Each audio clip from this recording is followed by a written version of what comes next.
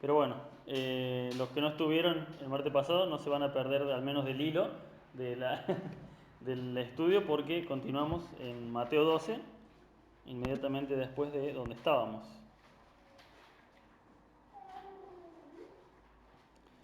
Habíamos terminado de ver hace 2 martes en la tercera parte de la enseñanza de la blasfemia contra el Espíritu Santo, ¿se acuerdan?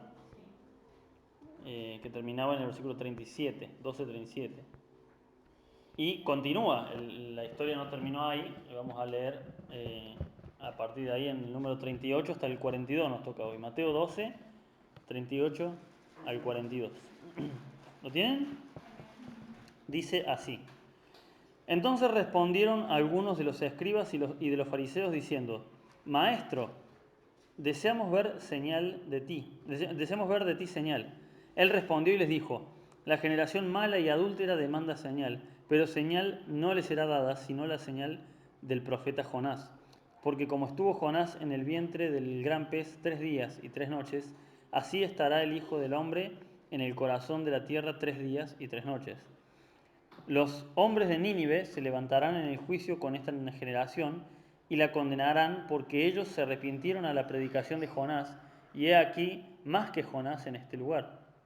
La reina del sur se levantará en el juicio con esta generación y la condenará porque ella vino de los fines de la tierra para oír la sabiduría de Salomón, y he aquí más que Salomón en este lugar. Amén. El título de esta enseñanza, y que es el título que figura en la Reina Valera, ¿no?, de este pasaje, es La generación perversa demanda señal. Habíamos visto el tema de la blasfemia contra el Espíritu Santo, recordemos, repasemos rápidamente, fue dado ese tema porque trajeron un endemoniado, sordo, ciego, mudo, de todo, estaba como Shakira, ciego, sordo, mudo, y el Señor lo liberó completamente, ¿no? ¿Y qué dijeron los fariseos? Dijeron que el Señor Jesús echaba a los demonios en el nombre de Satanás, en el príncipe de las tinieblas, ¿no? El príncipe de la... Exactamente, Belcebú. Y bueno, gracias a esta increíble brutalidad que dijeron, el Señor los confronta con esta enseñanza tan grande que tuvimos durante 3 semanas, que fue la blasfemia contra el Espíritu Santo, que fue todos esos versículos fueron la contestación que el Señor les dio, muy grande realmente y muy, muy edificativa para nuestras vidas. Y acá dice, cuando el versículo 38 empieza, dice, entonces respondieron, o sea que no se quedaron callados. Yo la verdad que después el Señor me responde una cosa así, yo ya no sabría qué decir, ¿no? Pero a estos tipos no les importaba nada, eran unos cara dura a un nivel impresionante, realmente no les importaba nada, porque dice, y entonces respondieron, o sea, continuaban peleando contra esto que el Señor les había enseñado, que dejaba en evidencia de que sus corazones estaban en un estado deplorable, ¿no? Releamos el versículo 38, dice, la primera parte, dice, entonces respondieron a algunos de los escribas y de los fariseos diciendo, Maestro, deseamos ver de ti señal. Fíjense la hipocresía al decirle maestro, ¿no? Maestro, ellos no creían en Jesús como un maestro. Era un maestro de Israel, pero ellos no lo veían como su maestro, ¿no? Era un poco hipócrita lo que estaban pidiendo. Esta fue la respuesta de ellos a la enseñanza anterior, a lo que el Señor les dijo respecto a que sus corazones estaban totalmente alejados, ¿no? Y que ya estaban diciendo cosas que demostraban la condición de su corazón. Ellos sacan de su corazón otra respuesta totalmente ¿cómo se dice? Fuera de sí. Danos una señal de que vos sos el verdadero Mesías, le estaban preguntando, ¿no?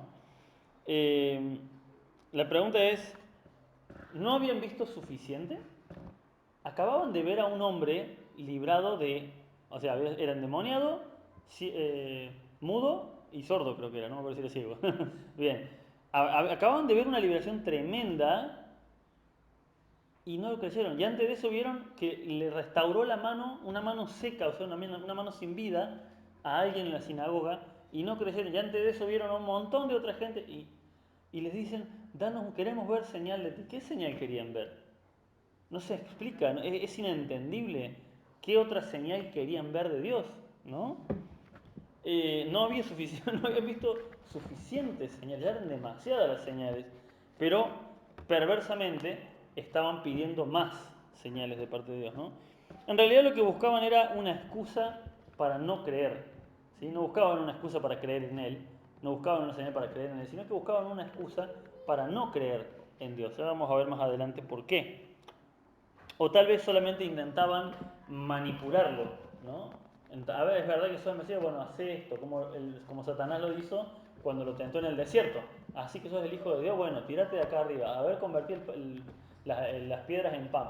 Simplemente con la intención de manipularlo, de hacerlo caer en el juego de ellos, ¿no? Obviamente detrás de estos hombres estaba Satanás, la misma intención, pero el pensamiento o la maldad salió de la mente de ellos, fue de ellos, fue una herramienta de Satanás para tratar de tentarlo al Señor Jesús. Y les dice, entonces pidieron diciendo, Maestro, deseamos ver de ti señal, maestro, maestro. Cuando uno tiene un maestro, es alguien a quien escucha con atención y aprende, busca entender mejor. Una cosa que yo nunca pude tener fue un maestro de guitarra. Siempre quise tener a alguien que sepa mucho más que yo y me enseñe, y no lo pude tener. Y si lo hubiese tenido la posibilidad de algún maestro que me enseñe, que alguien cercano, que me ayude, nunca pude pagar un profesor bien profesional para que me pague. La verdad no tenía plata para hacerlo, hasta el día de hoy no lo puedo hacer. Siempre quise, pero si uno va detrás de un maestro es para escuchar con atención y para aprender y para perfeccionarse y mejorar. Y estos hombres hipócritamente le decían maestro, ¿no? Qué brutalidad habían dicho antes y seguían con toda esta excusa para no creer, ¿no? Porque demandaban de Dios, de Jesucristo, algo que ya les había dado, claramente, y lo vamos a ver a continuación. Dice, Él respondió y les dijo, la generación mala y adúltera demanda señal, pero señal no le será dada. La generación mala y adúltera. Fíjense, mala y adúltera son dos cosas que los fariseos creían que no eran. Ellos creían realmente que no eran ni malvados ni adúlteros. La palabra mala, generación mala, se refiere a malvado, maligno, o sea, con malas intenciones, que significa que todo lo que hacían los fariseos era con una intención perversa detrás. Todo lo que estaban haciendo, lo que estaban preguntándole, la señal que demandaban, era con malignidad, no era con buena intención. Y encima adúltera, algo de lo que se jactaban ellos era precisamente de estar en contra del adulterio, ¿no? Precisamente, era una de sus mayores cosas, que ellos se jactaban de que ellos eran hombres de una sola mujer, aunque andaban buscando excusas para divorciarse de cualquier cosa. Pero ellos respetaban supuestamente ese tipo de cosas, estaban en contra del adulterio. Sin embargo, exactamente, el problema, ¿dónde estaba el adulterio? El problema del adulterio estaba en sus corazones y hay un problema, estaban en la palabra de Dios. ¿Por qué eran adúlteros? ¿Saben qué es adulterio? La palabra adulterio. Adulterar, ¿saben lo que es adulterar? Adulterar la palabra, por ejemplo. Es mezclar. La palabra adulterar es mezclar. ¿Sí? Por ejemplo, hace poco andaba con poca plata un día y tuve que comprar una leche más barata de la que suelo comprar y encima no había la normal, así que tuve que comprar la descremada. Y la descremada y barata. Cuando la compro digo, bueno, no debe ser tan diferente a la otra. Cuando la pruebo, de verdad se sentía claramente que era leche mezclada con agua. Se notaba. O sea, ¿saben qué era eso? Leche adulterada, exactamente. Antes, hace muchos años, se repartía la leche, ¿sí? Directo del tambo. A ver, venían unos camiones, me acuerdo en la casa de mi mamá cuando éramos chicos, y le traían la leche. Y la leche pura, siempre vemos la leche como algo blanco, no es blanca, es más bien tirando a cremosa, amarillenta, y es más bien, ¿cómo se dice? Es cremosa, es durita, es más densa, esa es la palabra, es más densa la leche pura, pura. Y de ahí se la hierve y se le saca la crema, no sé cómo es el procedimiento. Bueno, ¿qué pasa? Toda la leche que tomamos en realidad está adulterada, ¿no? Pero mientras más barata van siendo, más la van adulterando con más agua, al punto de que ya te das cuenta, ya hasta sentís el sabor a agua en el medio de la leche. Eso es adulterar, ¿sí? El adulterio, ¿qué estás haciendo? ¿Cómo es el adulterio? cuando estás metiendo dentro del matrimonio a una persona externa al matrimonio.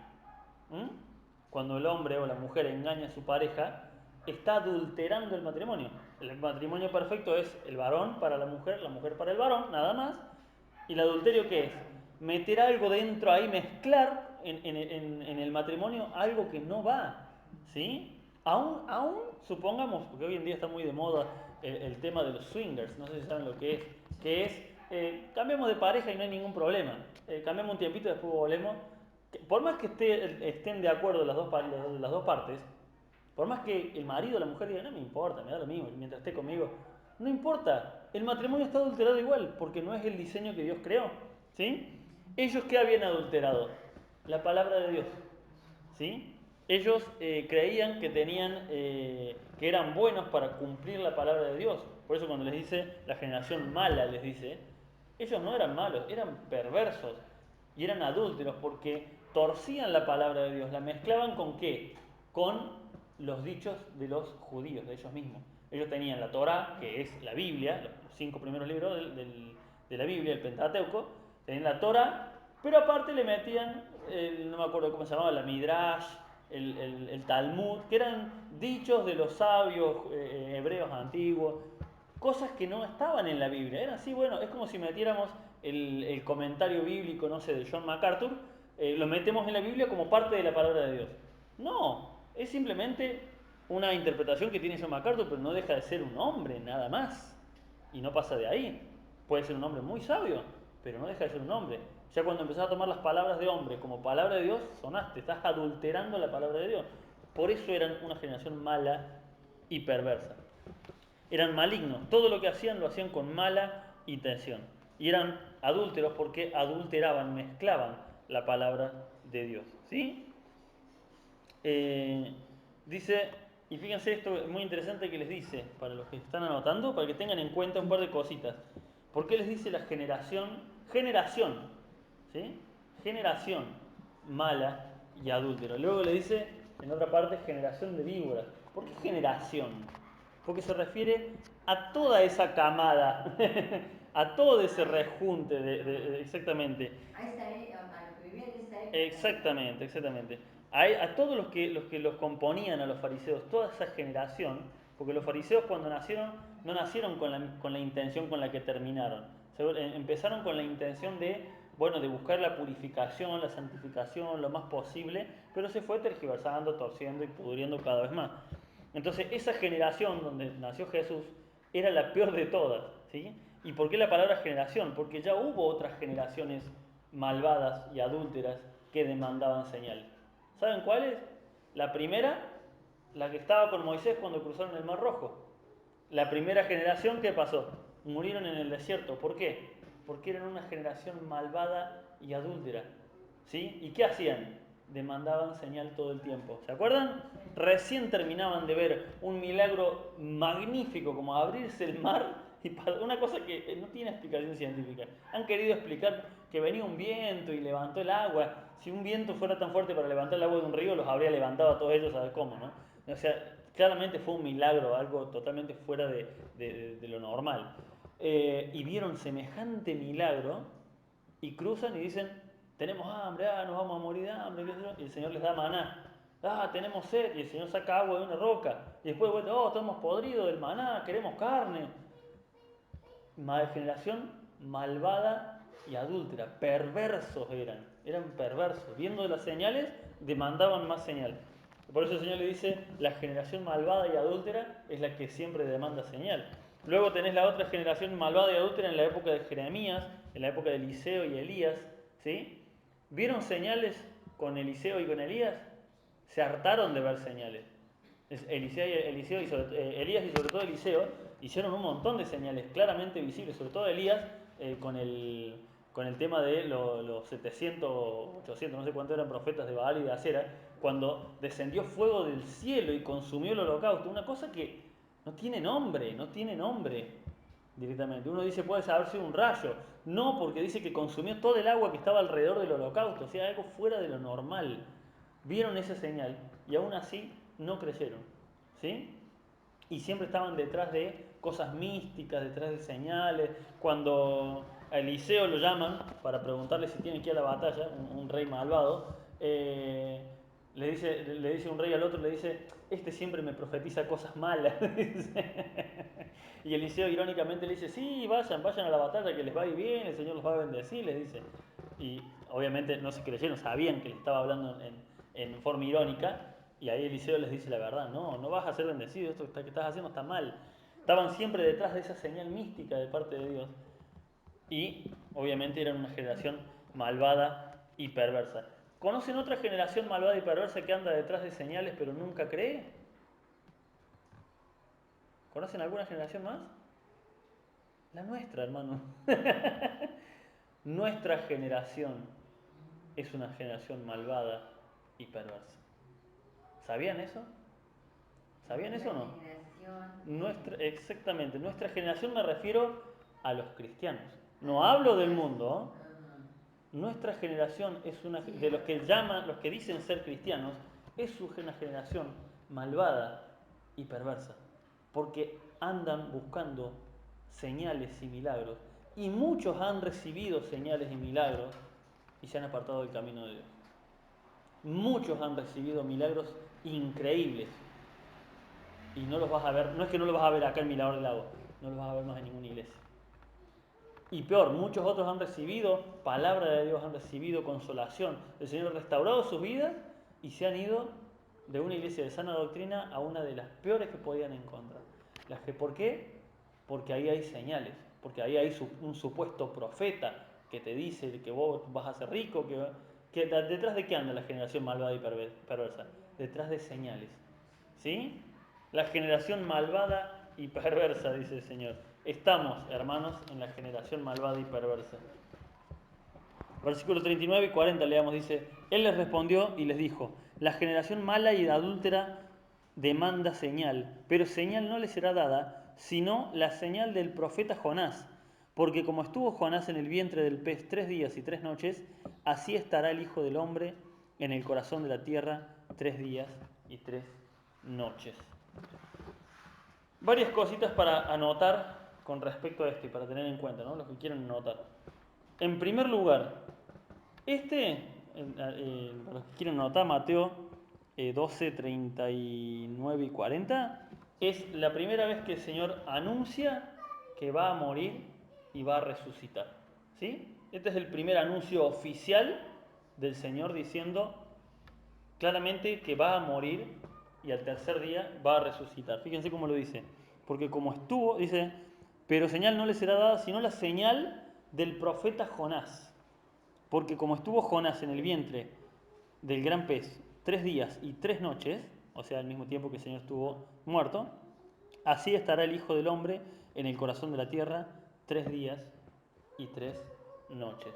Así que lo primero para notar, este es el primer anuncio oficial de la muerte y resurrección de Cristo. Segundo, y muy importante, Jonás fue una persona real.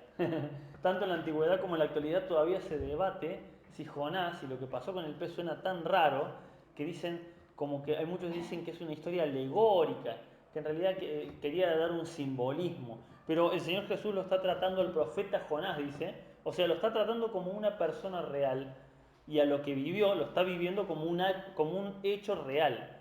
¿Y quién lo está diciendo? ¿Una persona cualquiera? No. Dios mismo hecho hombre está diciendo, eso pasó.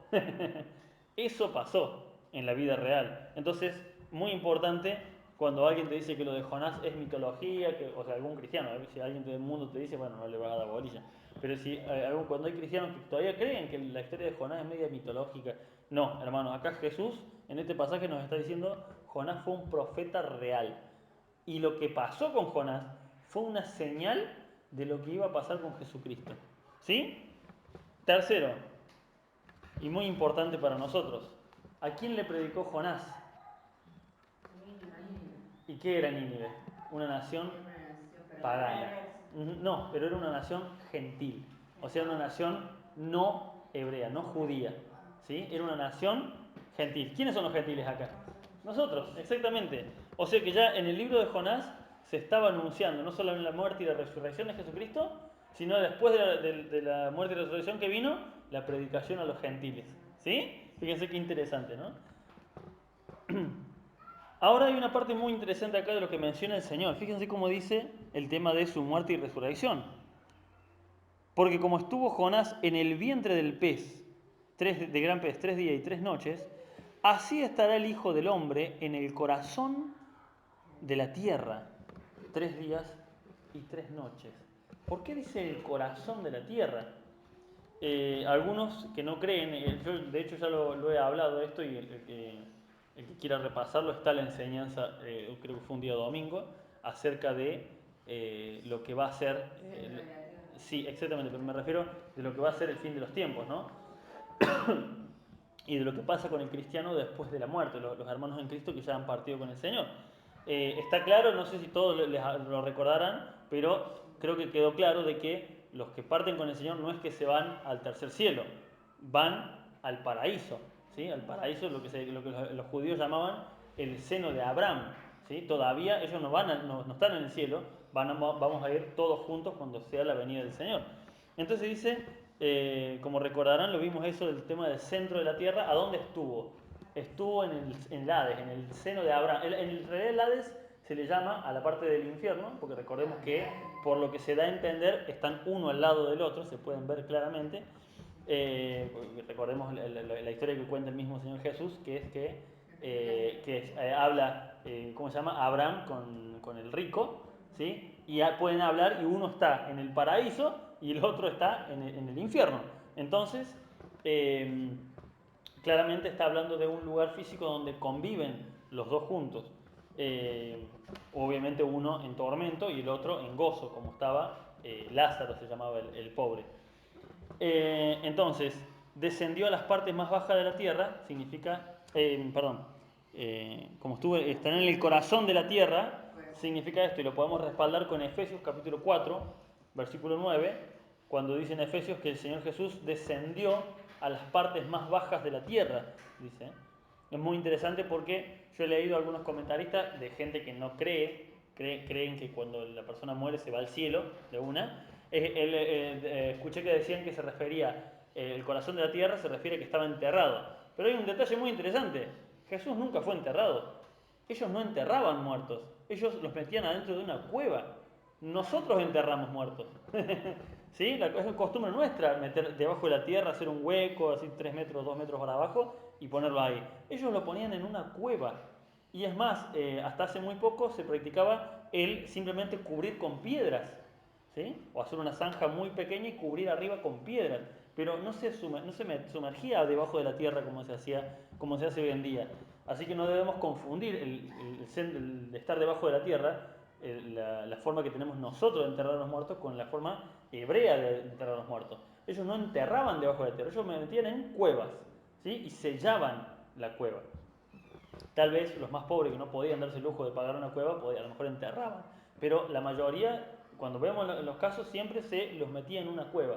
¿Por qué? Porque luego, por ejemplo, cuando cruzaron el Mar Rojo, el pueblo de Israel, ¿qué hicieron? Se llevaron los huesos de José para llevarlos a la tierra prometida. No estaban enterrados, estaban precisamente en una cueva. ¿Sí?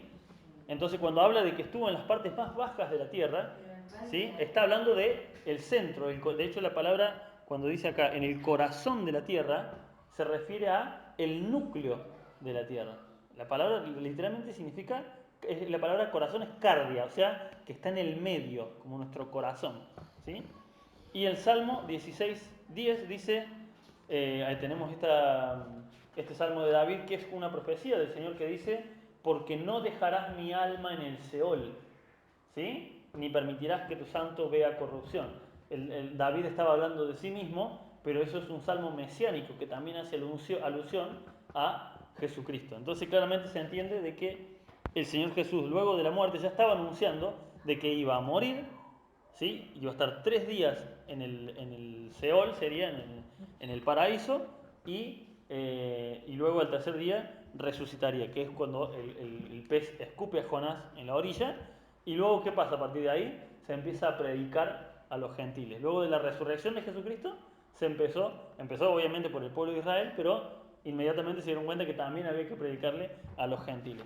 Pasamos al versículo 41, Mateo 12, 41. Dice, los hombres de Nínive se levantarán en el juicio con esta generación y la condenarán, porque ellos se arrepintieron a la predicación de Jonás, y he aquí más que Jonás en este lugar. Esta frase y la que sigue, que vamos a leer en el versículo 42, es muy, muy increíble, muy interesante. Increíble en el sentido de sorprendente, ¿no? No de que no se puede creer. Es algo muy, muy interesante porque dice los hombres de Nínive, o sea, está hablando de, también en parte, nosotros, los gentiles, ¿sí? Pero en particular los hombres de Nínive, ¿por qué? Porque está hablando de Jonás. Jonás le fue a predicar y le dice, y aún así, recordemos una cosa muy interesante. ¿Fue contento Jonás a predicarle en Nínive? No, fue con un mal humor horrible y él quería la perdición de Nínive. Y aún así, obedeciendo a Dios a la fuerza, Nínive se termina arrepintiendo y dice, fíjense lo que dice, los hombres de Nínive se levantarán en el juicio. O sea, ¿cuándo? Cuando habla del juicio, ¿a qué se refería? Al juicio final. Exactamente. Siempre cuando habla de el juicio, se refiere al juicio final. Los hombres de Nínive se levantarán en el juicio con esta generación, o sea, a esa generación perversa, ya el Señor les estaba diciendo, ustedes van a estar en el juicio final. ¿Quiénes no van a estar en el juicio final? Los que creyeron en Cristo, los que creyeron en Dios. ¿Sí? Ellos no van a estar en el juicio final siendo condenados. Van a estar como juzgando. Juzgando. ¿No saben, dice la palabra de Dios, que juzgaremos a los ángeles? ¿Sí? Fíjense, los hombres de Nínive se levantarán en el juicio con esta generación, o sea, el juicio que se le va a hacer a esa generación perversa de los fariseos, y la condenarán. ¿Por qué? Porque ellos creyeron a Jonás. ¿Y qué pasa? Y el Señor les dice, y he aquí más que Jonás. O sea, ¿quién? Él mismo, Jesucristo. A Nínive enteros. ¿Y qué es lo que predicaba? ¿Hizo milagros Jonás en Nínive? ¿Hizo señales maravillosas? No. Lo único que, y ni siquiera les dijo, arrepiéntanse, creo yo. Lo que él decía es, de acá a 40 días va a haber juicio de Dios. Es todo lo que él decía. De acá a 40 días viene juicio de Dios. No les decía, arrepiéntanse, el Señor los ama. No. Nínive simplemente fue y les avisó, de acá a 40 días viene juicio de Dios. Y eso bastó para que Nínive creyera. Solamente con el aviso del juicio. ¿Sí? Se arrepintieron. Y es más, dice que los de Nínive se arrepintieron, dice, como esperando a ver si, no es que Jonás le dijo, si se arrepiente, si hacen ayuno. No, no, no. Fue una iniciativa de ellos, del rey de Nínive. Y dio resultado. Y por lo que vemos acá, por lo que estamos leyendo acá, un día vamos a conocer a esa generación que estuvo en Nínive. ¿Sí? Porque la siguiente generación de Nínive, luego ya los hijos, los nietos, se volvieron a corromper. Pero esa generación de Nínive creyeron en Dios. ¿Y qué señal se les fue dada? Nada. Simplemente un loco apareció gritando, en 40 días se pudre todo. Y ellos creyeron solo por eso. Y el Señor les dice, ¿y ustedes me tienen acá a mí haciendo milagros? ¿Dando señales? Y ustedes no quieren creer. ¿Sí? Por lo tanto, esa generación los va a condenar a ustedes. Y después le da un segundo ejemplo, para que se pongan contentas las feministas, ¿no? Porque si no dicen son puros hombres, no, acá les habla de la reina del sur, ¿no? Le da un ejemplo de un hombre y un ejemplo de una mujer. El versículo 42. La reina del sur se levantará en el juicio con esta generación y la condenará, porque ella vino de los fines de la tierra para oír la sabiduría de Salomón, y he aquí más que Salomón en este lugar. ¿Recuerdan quién era la reina del sur? La reina de Saba era, ¿sí? Una reina que simplemente había escuchado que el Dios, aquel Dios Jehová de Israel, lo había llenado de sabiduría a Salomón. Y solamente por ese rumor se agarró, tomó, no sé si sus barcos o en qué fue a Israel, y la reina de Saba se refiere a, es en África, ¿sí? Es en África, por eso dice de los fines de la tierra, o sea, de la otra punta, no sé exactamente dónde era, claro, era de África, de aquella zona. De allá escuchó y decidió emprender el viaje para ir a conocer a este Salomón que Dios había bendecido tanto. ¿Saben qué hizo Salomón ahí? Claramente le predicó. Porque dice que la reina del sur creyó en Jehová solamente por haber escuchado el rumor, vino y lo comprobó por sí mismo y se fue. ¿Con qué se fue? Con palabra de Dios. ¿Sí?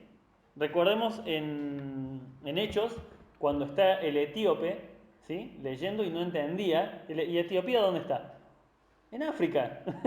O sea, la reina de Saba, estamos hablando de 600, 700 años antes de Cristo, la reina de Saba llevó el Evangelio a África. El Evangelio, no, la palabra de Jehová, el Antiguo Testamento. El Evangelio viene después del Nuevo Testamento. Ya lo había llevado a África. Ya había en África gente que creía en Jehová. Al punto que el etíope, ¿por qué estaba ahí en esa zona? Porque había venido seguramente para la época cuando se tenía que juntar una vez al año en el templo. Y ahí estaba el etíope tratando de entender la palabra de Dios. ¿Eh? La palabra de Dios dio fruto en África solamente por un rumor de que Dios había bendecido con sabiduría a Salomón. Y estos hombres, le está diciendo el Señor, viendo todos los milagros que ven, andan buscando la vuelta para no creer en Dios. La reina del sur se levantará en el juicio, o sea, en el juicio final contra esta generación, hacia esta generación, y la condenará. Porque ella vino de los fines de la tierra para oír, solamente ¿para qué vino? Para oír la palabra de Dios. Para oír la palabra de Dios, para eso vino la reina del sur. Vino, o sea, fue a Israel, mejor dicho. Amén. Acá lo concluimos por hoy. La respuesta del Señor no termina ahí, es más largo. A partir del 43 al 45 continúa siendo parte de la misma respuesta, pero como es muy largo lo vamos a dejar acá. El Señor les bendiga.